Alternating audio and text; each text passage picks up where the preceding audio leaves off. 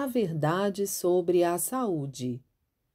Ao falar sobre saúde, o que devemos saber, em primeiro lugar, é que sua essência consiste na obediência e no respeito à natureza. Antes de mais nada, deve-se pensar: com que objetivo Deus criou o ser humano? Segundo nossa interpretação, foi para construir um mundo pleno de verdade, bem e belo. Imagino que uma teoria incomum como essa seja difícil de ser aceita de imediato. É claro que não se sabe se levará dezenas, centenas, milhares ou até milhões de anos para o mundo ideal se concretizar. Contudo, não se pode negar que os fatos do passado nos mostram que o mundo vem caminhando passo a passo neste sentido.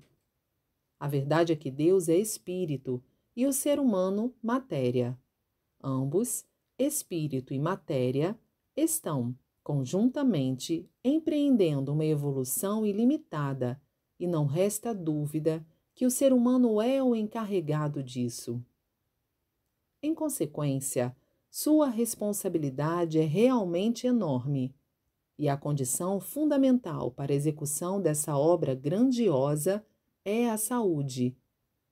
Assim sendo, Deus atribui uma missão a cada pessoa, concedendo-lhe, logicamente, a saúde necessária para cumpri-la. Com efeito, se ela perder a saúde, o sagrado objetivo de Deus não será alcançado. Tomando essa lógica por base e refletindo profundamente, concluiremos que a saúde é o estado original do ser humano e deveria ser o normal. Logo, é surpreendente que ele adoeça com tanta facilidade, ou seja, que seu corpo entre em estado de anormalidade. Sendo assim, compreender com clareza essa lógica e fazer com que o ser humano recupere seu estado normal de saúde está coerente com o objetivo de Deus. Nesse sentido, o que descobrimos quando analisamos o estado de anormalidade do corpo humano? Descobrimos que esse estado é devido às ações contrárias à natureza. Em vista disso, a verdadeira medicina é a que restaura a normalidade do corpo humano ao perceber tais ações e corrigi-las. Esta é a forma correta da medicina. Quais ações seriam, então, contrárias à natureza? Quando nasce, o ser humano alimenta-se de leite materno ou com o leite animal, pois ainda não tem dentes e seu aparelho digestório, recém-formado, é muito frágil. Gradualmente, porém, nascem-lhe os dentes. À medida que suas funções orgânicas se desenvolvem, ele começa a ingerir a alimentação adequada.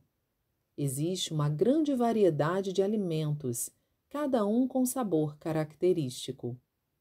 O corpo humano, por sua vez, está dotado de paladar para que a pessoa possa comer com prazer. Além disso, o ar, o fogo e a água existem em proporções necessárias à sua saúde, de modo que tudo foi criado de maneira realmente perfeita. Quanto ao corpo humano, vejamos. Do cérebro se originam a razão, a memória e a emoção. Os objetos são criados com as mãos. A locomoção é feita livremente por meio das pernas, e o corpo está provido de partes necessárias, como cabelos, pele, unhas, olhos, nariz, boca, ouvidos, etc. Acrescente-se a isso que o corpo todo está recoberto de pele, a qual ressalta a beleza humana. Uma rápida observação já evidencia a realidade acima. Numa análise mais profunda, conclui-se que o corpo humano é uma maravilhosa obra da criação, difícil de ser expresso por meio de palavras. Quando observamos uma única flor ou folha, os rios e as montanhas com sua beleza, inclusive os pássaros, os insetos, os peixes e outros animais, não podemos deixar de sentir grande admiração pela extraordinária arte divina. O ser humano é, especialmente, a obra-prima do Criador. E no que se refere à sua reprodução como forma de preservação da espécie, ela é tão perfeita que ultrapassa o limite das palavras. Assim sendo, o corpo humano é a obra máxima da criação divina. Devemos, pois, pensar bem sobre quais erros contrários à natureza estamos cometendo para a ocorrência das anormalidades chamadas doenças, que impedem a atividade humana. Eis um ponto que merece profunda reflexão por parte da humanidade. Em 20 de abril de 1950. A vitória do cultivo natural, a força do solo. O princípio da agricultura natural consiste em fazer manifestar a força do solo. Isto porque, até agora, o ser humano desconhecia a verdadeira natureza do solo, ou melhor, não lhe era dado conhecê-la. Tal desconhecimento levou-o a adotar o uso de adubos e, despercebidamente, acabou por colocá-lo em uma situação de total dependência em relação a eles, o que tornou essa prática uma verdadeira superstição. No começo, por melhor que eu explicasse o que era o cultivo agrícola sem adubos, as pessoas não me davam ouvidos e riam de mim. No entanto, fui sendo recompensado aos poucos e, ultimamente, a cada ano que passa, os praticantes do cultivo natural têm aumentado, mesmo porque os resultados das colheitas, em toda parte, têm sido surpreendentes. Ainda que, no momento, a maioria seja da esfera dos fiéis de nossa Igreja, de hoje em diante, surgirão gradativamente, em várias regiões, simpatizantes fora desse círculo. Nosso método agrícola está se expandindo rapidamente. Portanto, já se pode imaginar que não está longe o dia em que ele será praticado em todo o território japonês. Assim sendo, falando francamente, acho que nossa forma de cultivo poderá ser divulgada como movimento de derrubada da superstição do adubo. Por ser uma agricultura que não usa absolutamente adubos, nem na forma de esterco, nem de fertilizantes químicos, mas somente compostos naturais, é denominada de método de cultivo natural.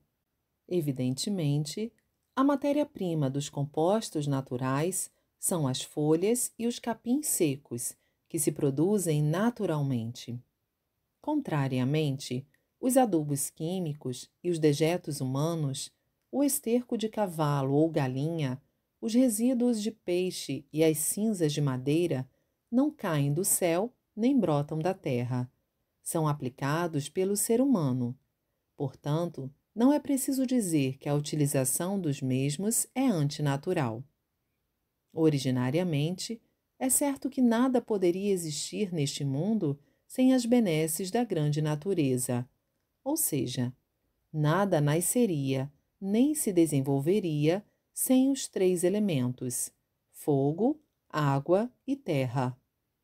Em termos científicos, esses elementos correspondem, respectivamente, ao oxigênio do fogo, ao hidrogênio da água e ao nitrogênio da terra. Na agricultura, não existe um só produto que não tenha relação com o oxigênio, o hidrogênio e o nitrogênio. Assim, Deus fez com que os cereais e as hortaliças, que constituem os alimentos para a sobrevivência do ser humano, possam ser produzidos na quantidade exata de sua necessidade. Analisando a lógica que se segue, será possível compreender isso perfeitamente. Seria um absurdo se Deus criasse o ser humano e não providenciasse os alimentos que lhe possibilitariam a vida. Logo, o fato de determinado país não conseguir produzir os alimentos necessários à sua população é porque, em algum ponto, ele não está de acordo com as leis da natureza criadas por Deus. Assim sendo, enquanto não se atentar para isso, não será possível sequer imaginar a solução para o problema da escassez de alimentos. A agricultura natural proposta por mim tem como base o princípio já citado, e o atual empobrecimento e o cansaço dos agricultores japoneses pela falta de alimentação serão solucionados sem dificuldades com a prática desse método. Deus, que a tudo vê, não deixa passar despercebida essa situação equivocada, e por meio de seu grandioso amor e misericórdia, de não os deixar desamparados, está se dignando levar, por meu intermédio, o princípio da agricultura natural ao conhecimento da sociedade. Urge, portanto, que os agricultores despertem e adotem o quanto antes nosso método. Só assim poderão sair dessa situação. Conforme já mencionado, os três elementos, fogo, água e terra, são as forças motrizes para desenvolvermos os produtos agrícolas.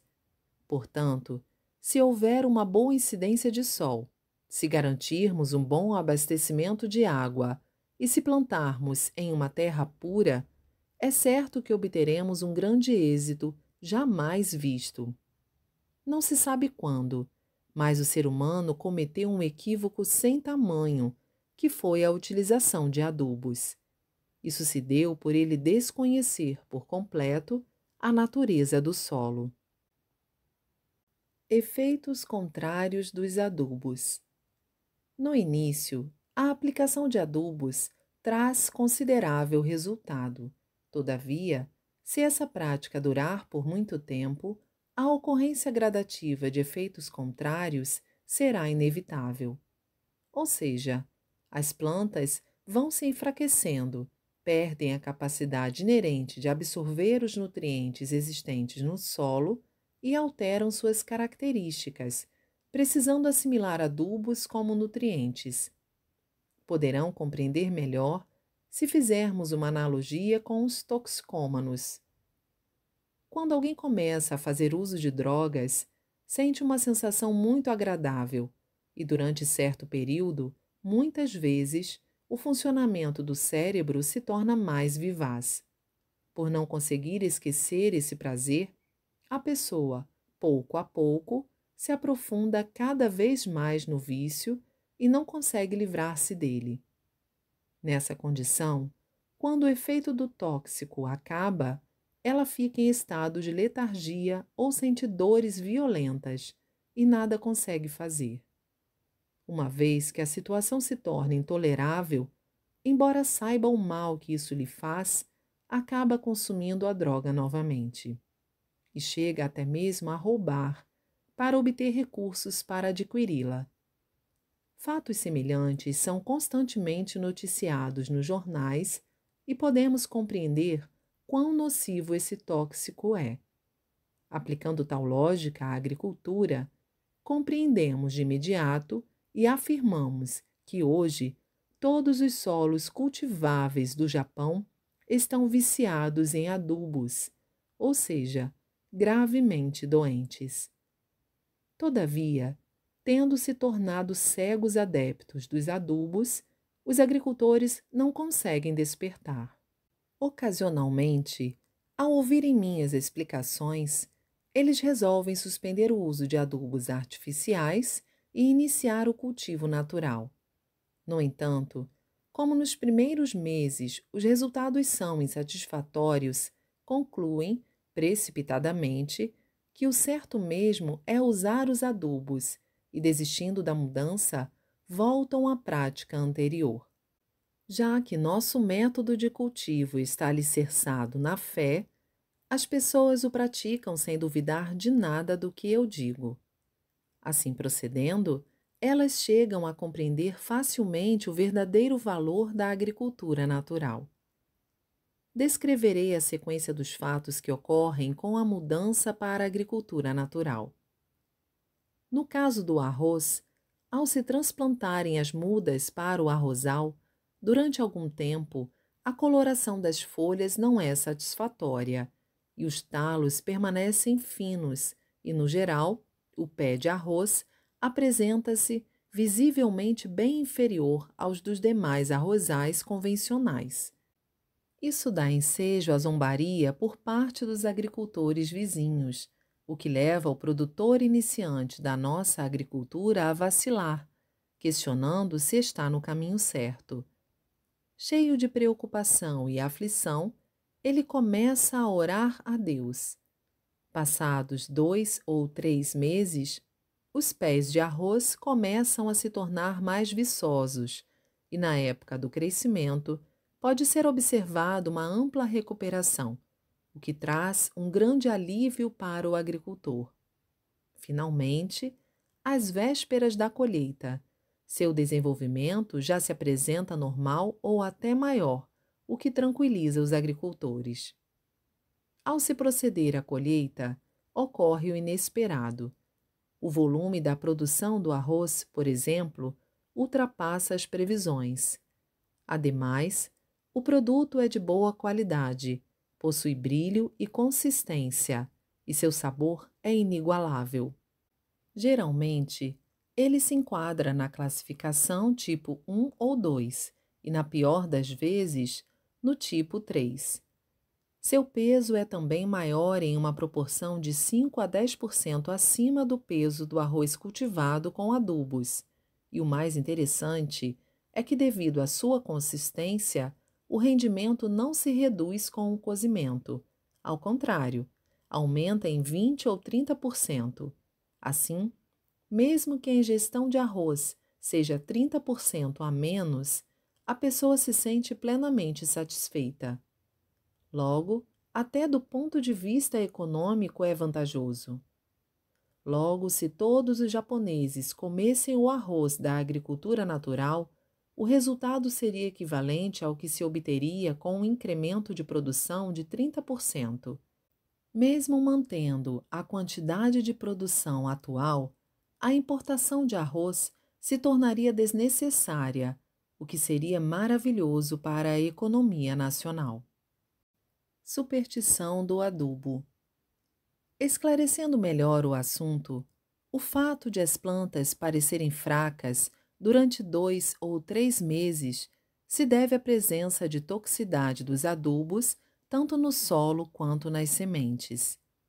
Com o passar dos dias, essa toxicidade vai sendo eliminada e o solo e a plantação tendem a melhorar, restabelecendo-se a capacidade original de ambos. Acho que esta teoria é perfeitamente compreensível para os agricultores, pois eles sabem que após o crescimento de água do campo do arrozal ou uma chuva forte, mesmo nos arrozais alagados em estado já degradado, sobrevêm certas melhoras.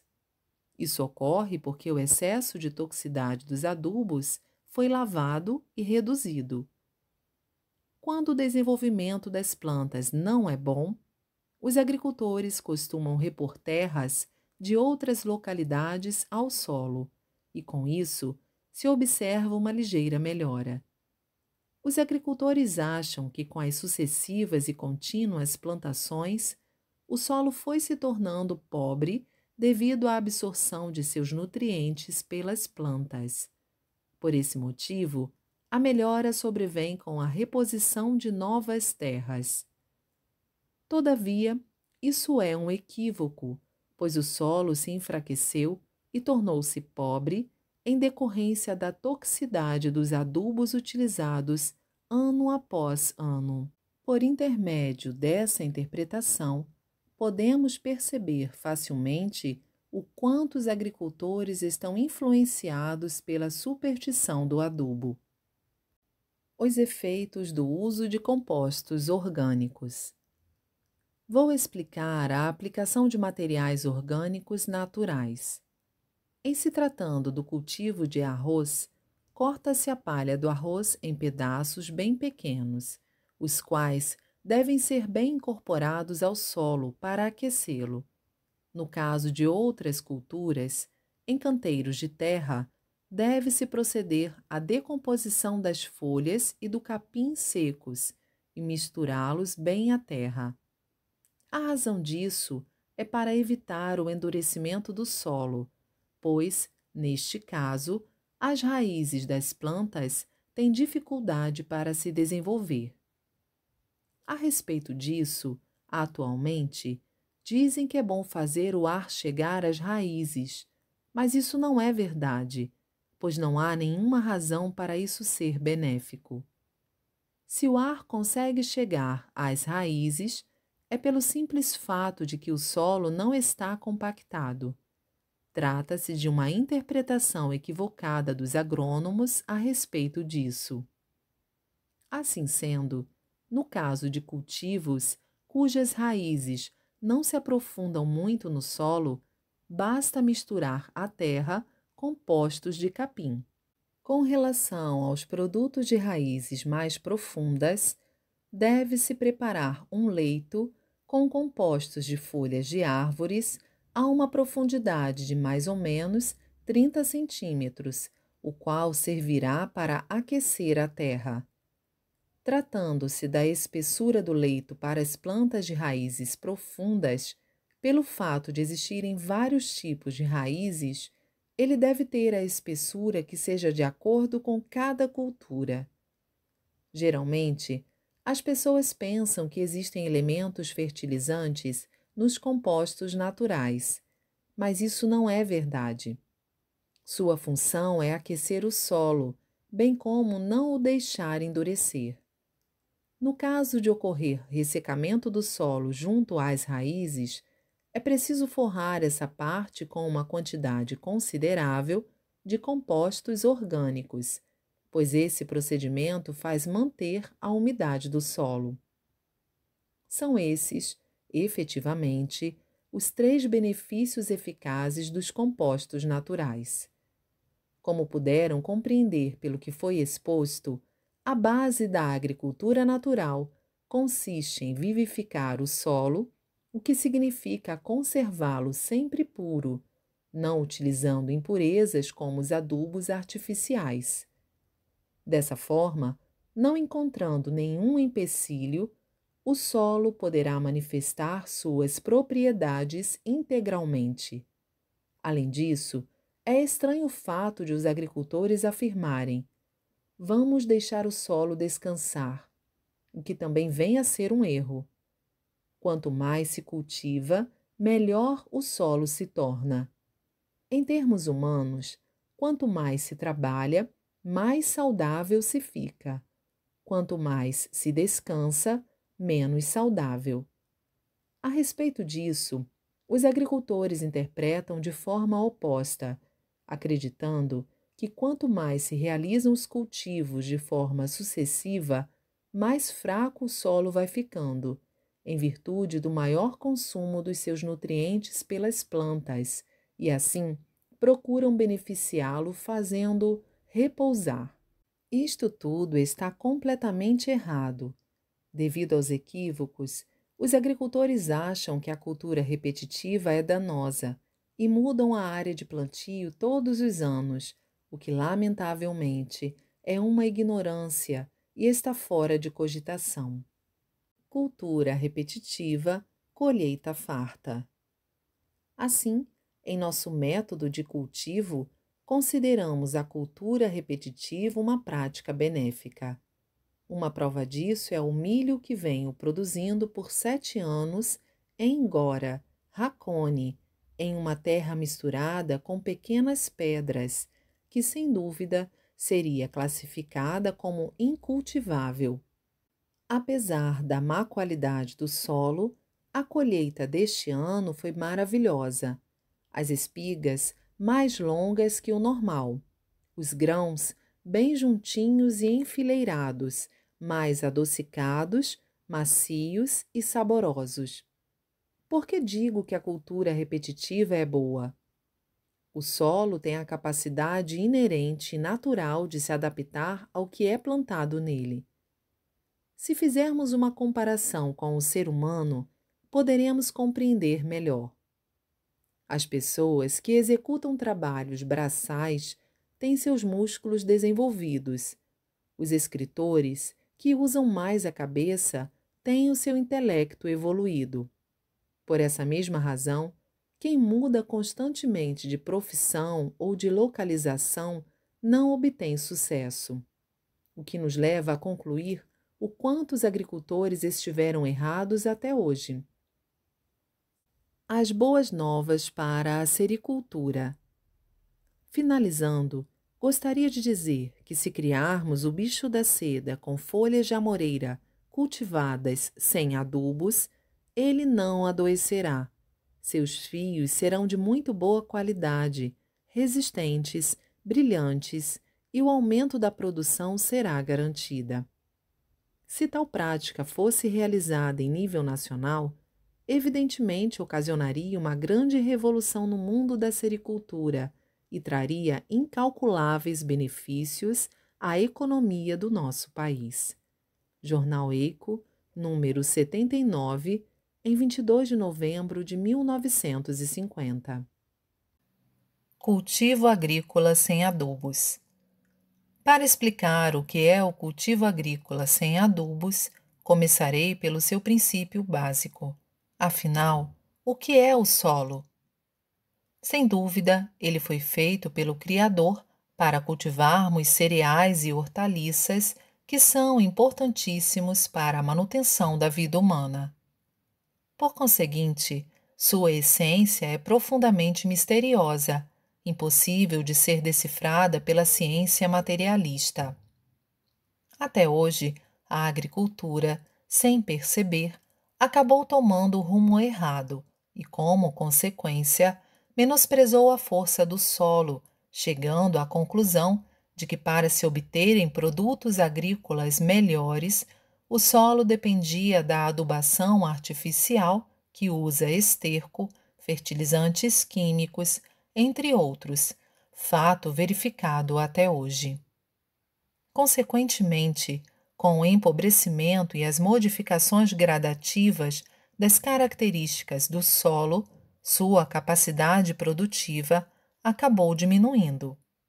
Sem perceber isso, o ser humano se iludiu, acreditando que a causa das más colheitas é a falta de adubos, e passou a utilizá-los em maior quantidade, o que acabou reduzindo ainda mais a força do solo.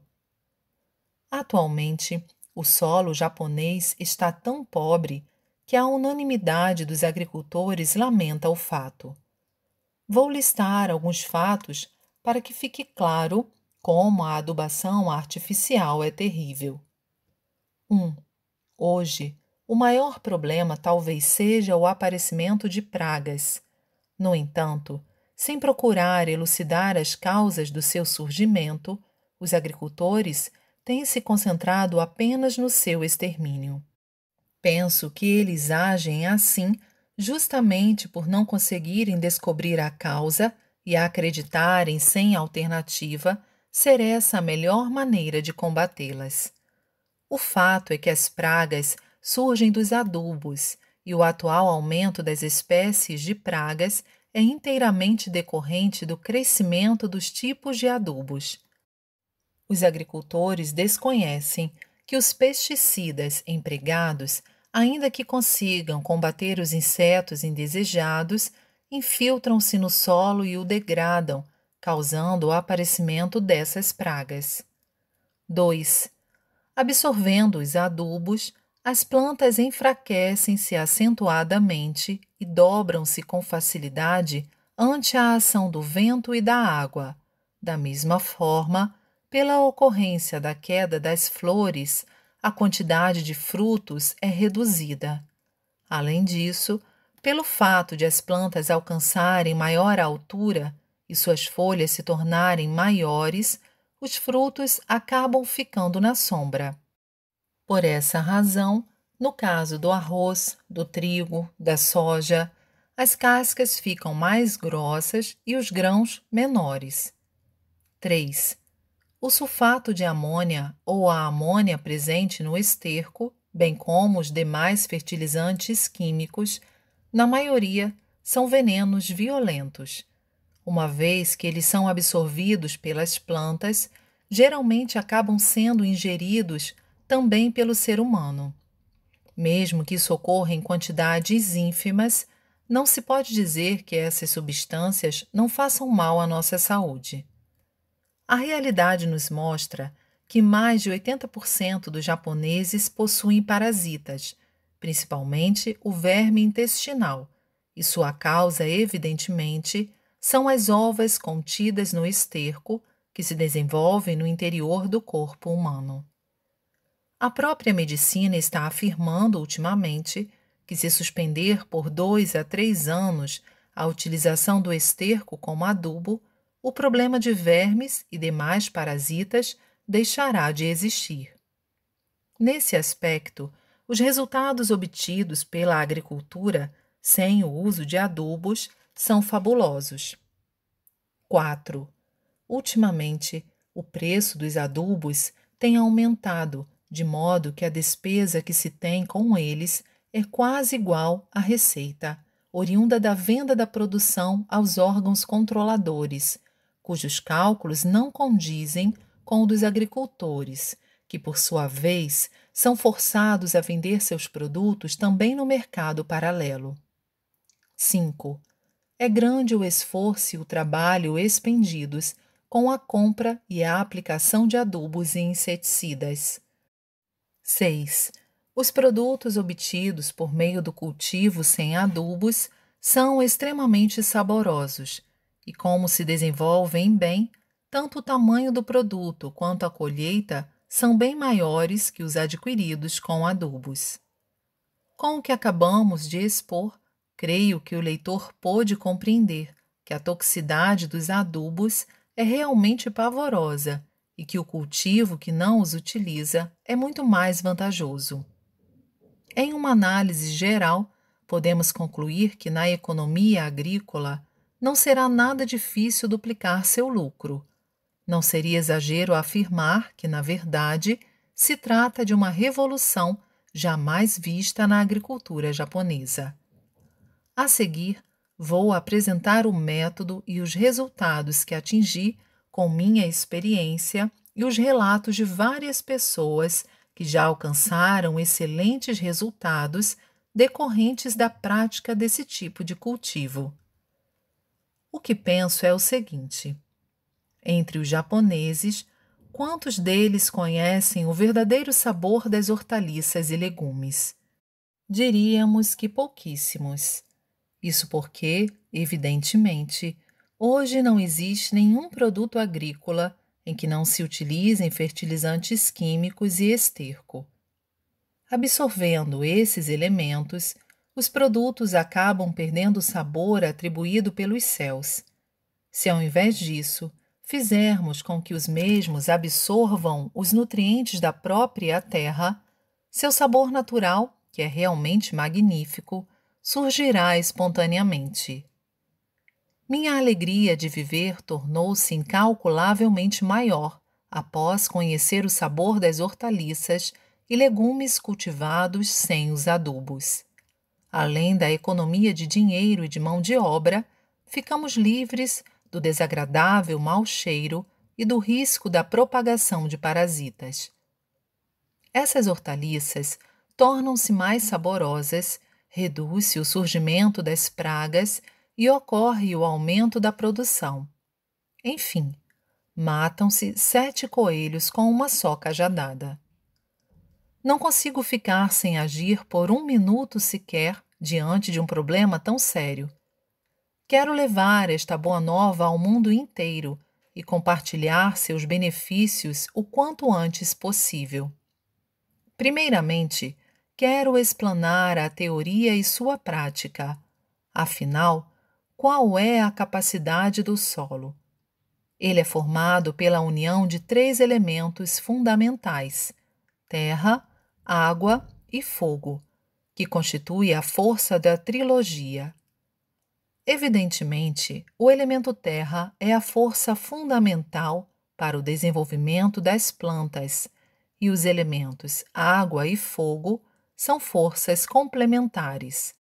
Logo, de acordo com a qualidade do solo, que é a força primordial, a influência nas plantas será boa ou má. Assim sendo, a condição básica para desenvolvermos um bom cultivo é a melhoria da qualidade do solo. Quanto melhores forem as propriedades do elemento terra, mais satisfatórios serão os resultados. Então, qual é o método para tornar o solo fértil? Sem dúvida, consiste em fortalecer sua vitalidade. Para tanto, é necessário, primeiramente, torná-lo puro e limpo, pois, quanto mais puro ele for, maior é sua força para o desenvolvimento das plantas. Até hoje, contudo, a agricultura considerava positivo aplicar ao solo o máximo possível de adubos, contrariando o que foi exposto acima, de onde se pode concluir o quanto ela está errada.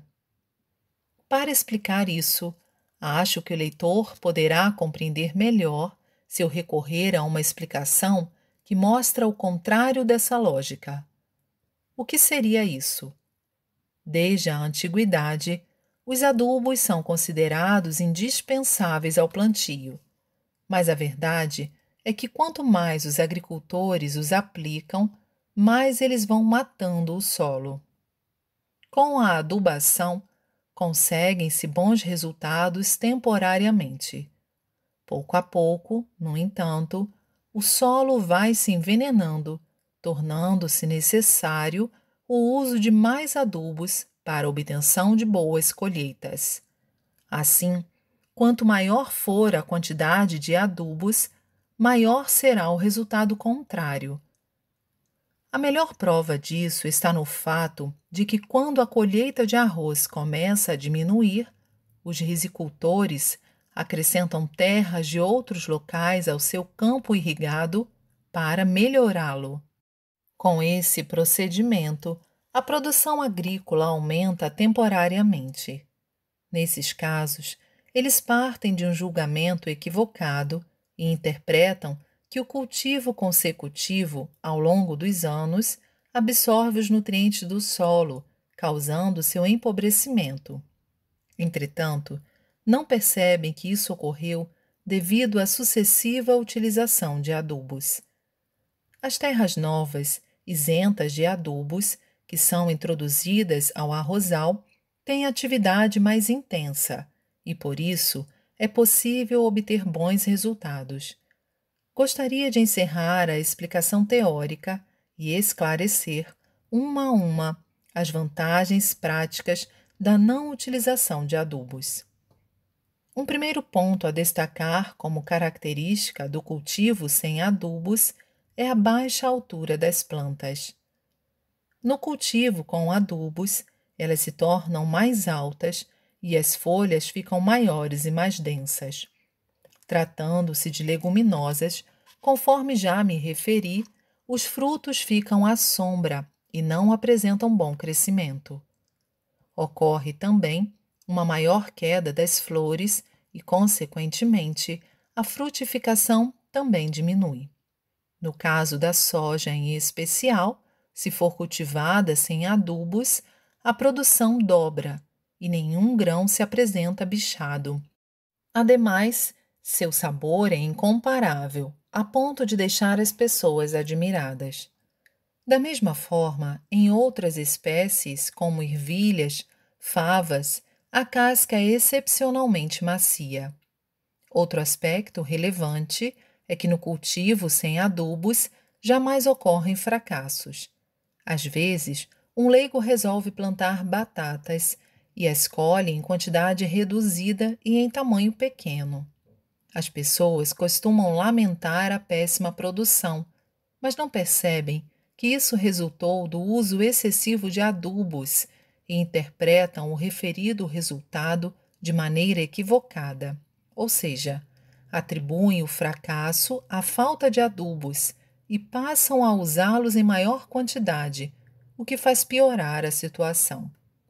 Se nessas ocasiões indagamos aos técnicos ou às pessoas experientes, estes dizem, por exemplo, que o motivo se encontra nas sementes, que não eram boas ou que foram semeadas fora da época apropriada, ou então na acidez do solo.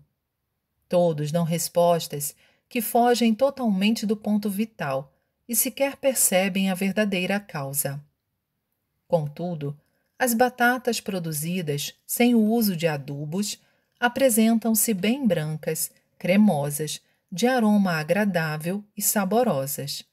São tão deliciosas que, a princípio, nos fazem pensar que são de alguma espécie diferente. O mesmo se verifica com o inhame e outros tubérculos. A batata doce, principalmente, deve ser plantada em canteiros altos e, entre estes, deve haver uma boa distância, de modo que recebam bastante sol. Dessa maneira, conseguem-se batatas enormes e deliciosas, capazes de impressionar qualquer pessoa. Aliás, parece que os próprios agricultores não costumam adicionar muito adubo ao solo quando se trata de produzir batata doce. Agora, tecerei considerações a respeito do milho.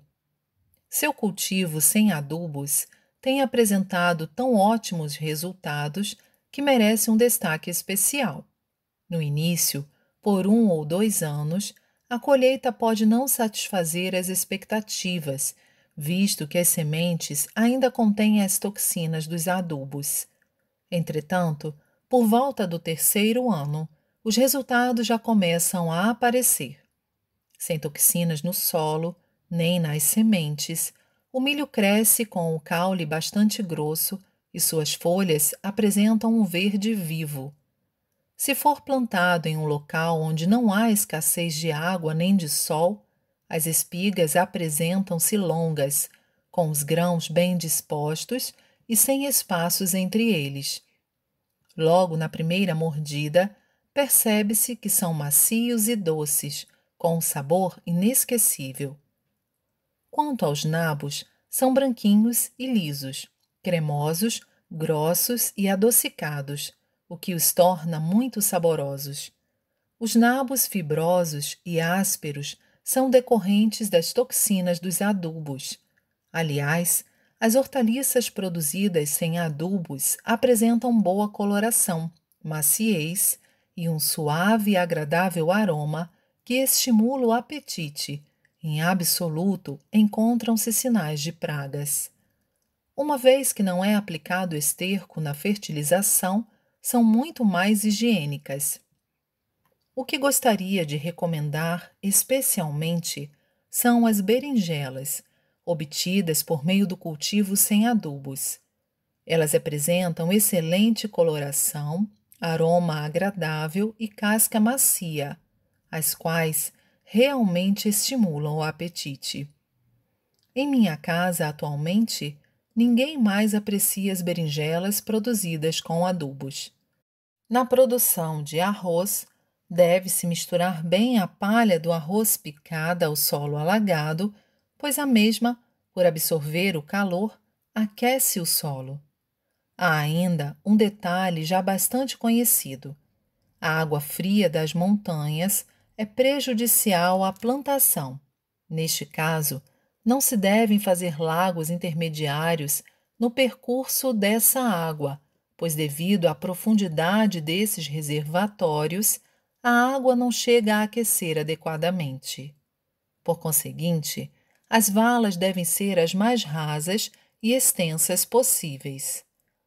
No caso de cucurbitáceas, como o pepino, a melancia, a abóbora, qualquer produtor consegue obter excelentes produtos, como nunca experimentara. Os pés de arroz e de trigo são baixos, mas no que se refere à qualidade e quantidade de grãos, são excelentes. O arroz, sobretudo, apresenta peso, brilho, consistência, além de excelente paladar, e vem sendo sempre classificado como arroz de categoria superior. Apesar da forma simples, creio que pude expor as vantagens do cultivo agrícola sem adubos. Não devem existir melhores perspectivas do que essas que mencionei para os praticantes das hortas caseiras que vemos, atualmente, em quase todos os lugares, principalmente porque a aplicação de esterco não só acarreta transtornos insuportáveis aos praticantes amadores, como também pode trazer resultados ruins, além dos inconvenientes e indesejáveis vermes intestinais que acabam se hospedando no intestino humano. Até agora, embora fosse por desconhecimento de causa, trabalhava-se muito e obtinha-se pouco sucesso.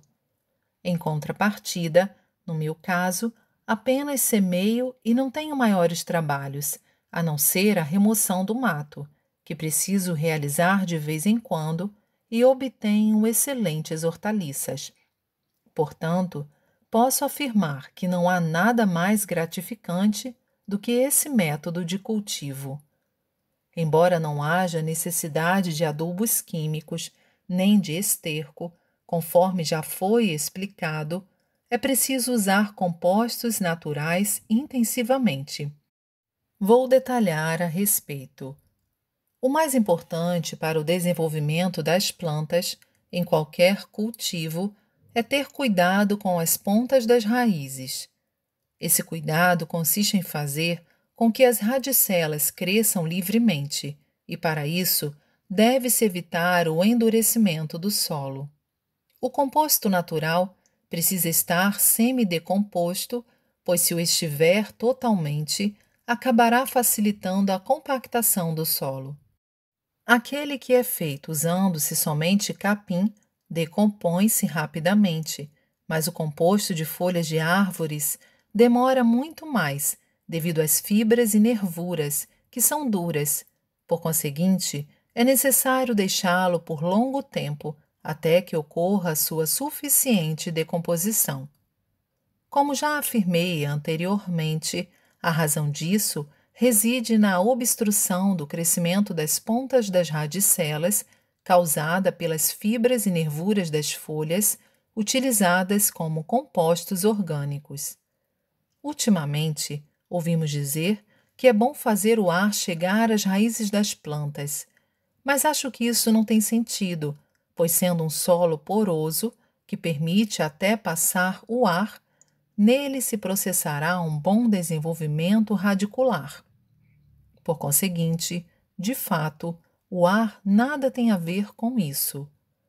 Manter o solo aquecido é outro ponto que merece atenção. No caso das hortaliças e legumes mais comuns, basta fazer uma camada de composto natural de mais ou menos 30 centímetros, a partir de uma profundidade de aproximadamente 30 centímetros. Tratando-se, por exemplo, de nabo, cenoura, bardana, cujas raízes constituem a parte mais importante, a profundidade deve ser compatível com o comprimento da raiz de cada planta. O composto à base de folhas de ervas e capim tem que ser bem misturado à terra. O composto à base de folhas de árvores deve ser aplicado para formar o leito sob o solo, conforme já expliquei anteriormente. Considero este o procedimento ideal. Ultimamente, fala-se muito na inconveniência da acidez do solo, mas a causa está nos adubos. Portanto, se deixar de usá-los, essa preocupação passa a não mais existir. Há outro aspecto que surpreende as pessoas. A agricultura considera danosa a prática da cultura repetitiva. No entanto, tem obtido ótimos resultados com esse procedimento. Além disso, a cada ano que passa, eles vêm melhorando. Pode até parecer milagre, mas há uma boa razão para isso. De acordo com o que tenho declarado, para dar vida ao solo e ativar sua força, é necessário que se realize o maior número de vezes possível a cultura repetitiva, pois assim a terra cria naturalmente uma adaptabilidade no sentido de desenvolver melhor o cultivo de hortaliças e legumes. Sem a utilização de adubos, a quantidade de pragas poderá não chegar a zero, mas próximo a isso. Os próprios agricultores têm afirmado que o excesso de adubos aumenta as pragas. Para a produção de charutos, sabe-se que a melhor matéria-prima é produzida em Manila e Havana, que não apresenta folhas comidas por bichos e o aroma é muito agradável. Certa vez, ouvi um especialista dizer que não se utiliza nenhum adubo na produção dessas folhas de fumo. A não ocorrência de insetos em ervas daninhas e o agradável aroma de algumas ervas silvestres comestíveis colhidas na primavera, entre elas a asteriomena e a salsa japonesa, são decorrentes, principalmente, da ausência de adubos. Há mais um aspecto ao qual se deve estar atento. Quando se introduz o cultivo sem adubos em uma terra de agricultura convencional, em que os adubos vinham sendo utilizados, não se obtém bons resultados durante 1 ou 2 anos, porque essa terra está intoxicada. É como uma pessoa que bebe, deixa de fazê-lo abruptamente e, por algum tempo, fica meio atordoada. O mesmo problema se verifica com os fumantes inveterados quando, de repente, suspendem o fumo, ou quando os viciados em morfina ou cocaína ficam sem estes entorpecentes e não aguentam ficar sem eles. Deve-se, portanto, ter paciência por 2 ou 3 anos e, nesse espaço de tempo, com a diminuição gradativa das toxinas de adubos no solo e nas sementes, o solo começará a manifestar sua força. Com as considerações que acabamos de tecer sobre o cultivo sem adubos, o leitor deverá ter compreendido o quanto a agricultura tradicional está errada. Evidentemente, este novo método não tem nenhuma ligação com a fé, bastando utilizar os compostos naturais para se obterem resultados surpreendentes. Contudo, conseguiremos um efeito ainda melhor se, além desse procedimento, purificarmos o solo por meio da luz de Deus. Coletânea, Série Gicam, volume 2, 1º de julho de 1949. O paraíso é o mundo da arte. Tenho dito sempre que o paraíso é o mundo da arte, mas se nos limitarmos a essa afirmação, o conceito ficará por demais abstrato. Naturalmente, o aperfeiçoamento das artes plásticas, da literatura, das artes cênicas e das demais artes resultaria no mundo acima mencionado, o que seria amplamente satisfatório.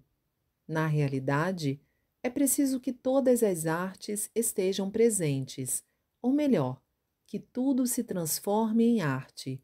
Caso contrário, não podemos dizer que seja o verdadeiro paraíso. A cura das doenças pelo jorei proposto por mim, na realidade, é uma magnífica arte da vida. Isto porque, em sua essência, a arte deve satisfazer as 3 condições: verdade, bem e belo. Antes de mais nada, no enfermo não há, fundamentalmente, verdade.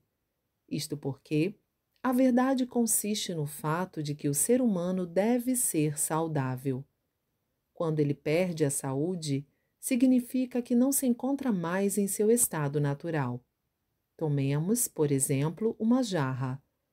Se ela sofrer alguma avaria, perderá sua utilidade, pois a água poderá vazar, ou ainda, não permanecerá mais em pé, ou mesmo acabará se quebrando no momento do uso. Assim sendo, como objeto, nela não há mais verdade. Para que possamos utilizar a jarra novamente, precisamos consertá-la. O mesmo se dá com o ser humano. Se uma pessoa, por motivo de doença, não puder mais desempenhar suas atividades, acabará se sentindo inútil, Por essa razão, é necessário restaurá-la. Eis porque existe o jorei da nossa religião. A seguir, vamos analisar o bem. Se a pessoa não possuir qualquer parcela de bem e praticar somente o mal, ela não será um ser humano verdadeiro, mas um animal. Tal espécie de pessoa causa prejuízos à coletividade em que vive. Portanto, significa que, muito mais que desnecessária, sua existência deve ser negada. Todavia, isso compete a Deus, que detém o poder de concessão da vida e da morte. Como resultado da própria conduta, muitas pessoas fracassam, sofrem com doenças ou caem na extrema pobreza. Algumas chegam a perder a vida. Isso vem a ser realmente o julgamento de Deus.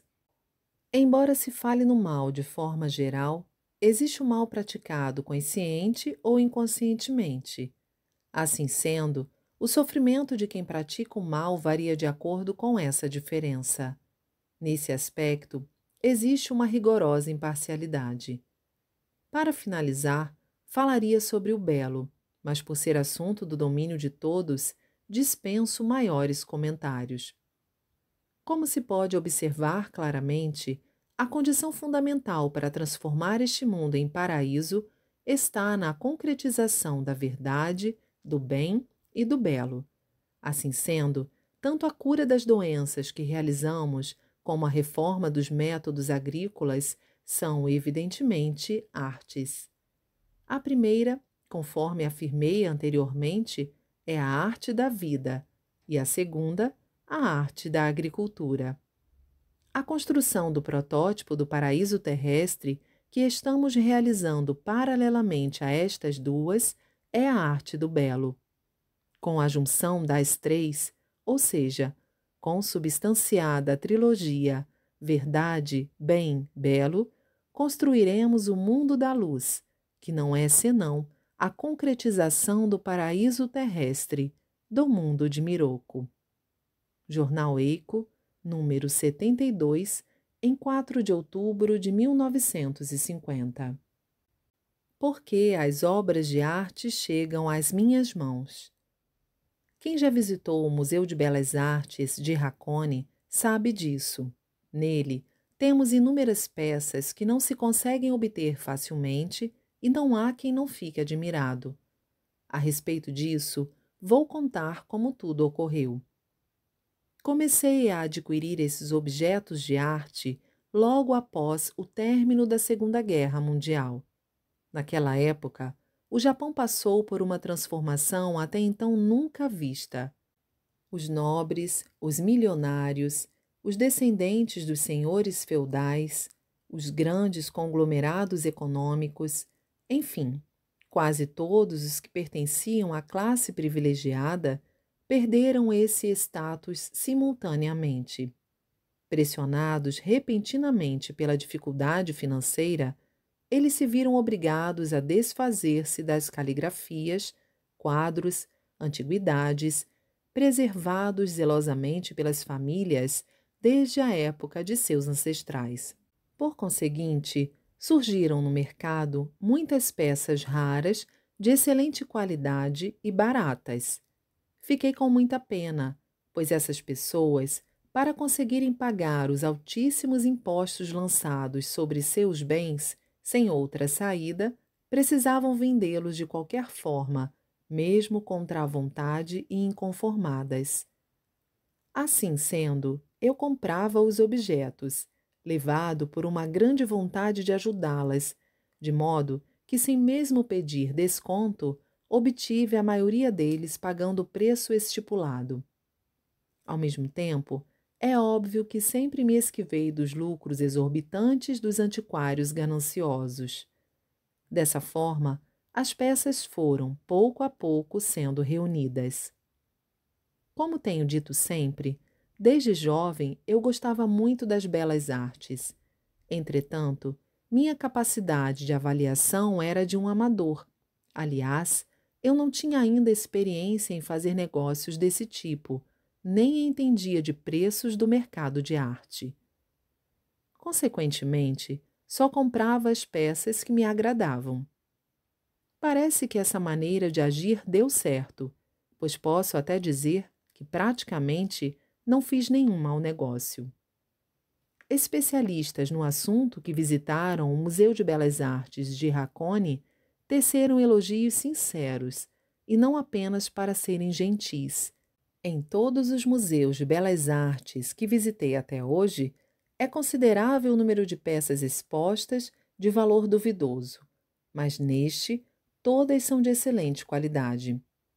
O senhor Alan Prest, curador do setor de belas artes orientais do Museu Metropolitano de Nova York, que nos visitou recentemente, também enalteceu sobretudo esse aspecto. Com o passar do tempo, o número de objetos foi se avolumando e minha capacidade de avaliação tornou-se cada vez mais aguçada. Comecei então a pensar que, em algum momento, precisaria construir um museu de belas artes, e isso ocorreu há mais ou menos 3 anos. A partir daí, misteriosamente, superando as expectativas, começaram a chegar às minhas mãos as peças que vinham ao encontro desse objetivo, e assim passei a compreender claramente que, por fim, Deus começara a concentrar sua força na construção do Museu de Belas Artes. Os milagres relacionados a esse fato foram muitos. Não sendo possível enumerar todos, citarei os mais relevantes. Logo no começo, um antiquário especialista em maquiê misteriosamente passou a me trazer, uma após outra, obras de alto nível. Não só eu, mas o próprio vendedor dizia que para ele também eram fatos realmente inexplicados. Além disso, devido à conjuntura da época, consegui objetos excelentes por preços incrivelmente baixos. Em termos de mercado atual, custar-me-iam, no mínimo, várias vezes mais. Todas as peças de maquiê de alta qualidade que atualmente estão expostas em nosso Museu de Belas Artes foram adquiridas em apenas meio ano. Entre elas, estão expostas 2 peças de autoria do extraordinário e renomado mestre Shosai Shirayama. Tenho ainda outras peças suas guardadas que pretendo expor posteriormente. Hoje quase já não existem obras desse artista à venda, de onde se conclui que há poucas e quem as possui não abre mão delas. Por longa data, venho apreciando as obras do estilo Rimpa e as cerâmicas Ninsei. Com o passar dos anos, elas estão ficando cada vez mais caras e, ultimamente, já não existe quase nenhuma à venda. Assim sendo, parece que os interessados têm lamentado o fato. Entretanto, no conturbado período de pós-guerra, os preços eram baixíssimos e pude adquirir uma quantidade considerável de obras, bem como compreender que aquilo era a manifestação do poder de Deus. É por esse motivo que as obras que eu desejava adquirir, ou as que necessariamente deveriam existir no Museu de Belas Artes, eu conseguia sem falta. Todas as vezes que isso ocorria, o antiquário dizia: é um mistério, é um milagre. Ocorreu um fato interessante. Eu estava querendo adquirir a edição primeira e original da famosa série de estilogravuras intitulada As 53 Vilas da Estrada Tokaido, de Hiroshige. Repentinamente apareceu um antiquário especializado em estilogravuras que me ofereceu obras de Hiroshige e de outros artistas. Eu lhe disse que, se fosse a impressão original da série As 53 Vilas da Estrada Tokaido, eu a compraria na hora. Qual não foi o meu espanto quando, no dia seguinte, ele a trouxe dizendo: nunca vi algo tão misterioso. Ontem, assim que cheguei à minha casa, uma pessoa trouxe-me exatamente o que o senhor havia pedido. Fiquei muito surpreso, pois estava à procura dessa obra há 40 anos e ontem apareceu alguém para vendê-la. Realmente é um fato inexplicável. É claro que eu também fiquei comovido com o extraordinário milagre. Examinando a obra, vi que havia sido preservada por um renomado e importante senhor feudal. Soube, inclusive, que a magnífica encadernação que protegia a obra fora feita por um ancestral seu. Por isso, fiquei duplamente surpreso e, mais uma vez, contente pelo seu baixo preço. A seguir, falarei sobre a cerâmica chinesa. Antigamente, eu não tinha o menor interesse pela referida cerâmica e muito menos capacidade de avaliá-la. Todavia, quando pensei que ela seria indispensável ao Museu de Belas Artes, não tardou que chegassem às minhas mãos peças provenientes de várias localidades. São elas as que atualmente estão expostas no museu. Quando afirmo que foram colecionadas em apenas um ano, as pessoas não acreditam. Ao mesmo tempo, uma vez que eu não entendia absolutamente nada do assunto, no início fui escolhendo com base nas explicações dos antiquários e orientado pelo meu sexto sentido. Hoje, os especialistas dizem que se sentem impressionados por verem reunidas tantas obras de qualidade. Em vista disso, como sempre, não tenho palavras para expressar o que sinto diante das grandiosas graças que Deus me tem concedido. Existem ainda inúmeros fatos interessantes, mas vou deixar por conta da imaginação do leitor. Explicarei, agora, o porquê da ocorrência de referidos milagres. Obviamente, os espíritos dos autores das obras que estão no mundo espiritual, assim como os espíritos das pessoas que as estimavam e os daquelas que tinham alguma relação com elas, desejando acumular muitos méritos e seguindo a forma correta, se empenharam para que as peças viessem até mim. Agindo assim, eles são salvos por meio dos méritos e sua posição espiritual se eleva. Não é preciso dizer que foi pelo mesmo motivo que conseguimos construir este esplêndido Museu de Belas Artes em tão pouco tempo. Basta que façamos uma reflexão, pois até agora, para se construir um museu dessa envergadura, era necessário que pessoas abastadas se empenhassem por toda uma vida. No entanto, este foi concluído muito rapidamente. Assim sendo, qualquer pessoa poderá ver que não se trata de obra humana. Jornal Eico, número 177, em 8 de outubro de 1952.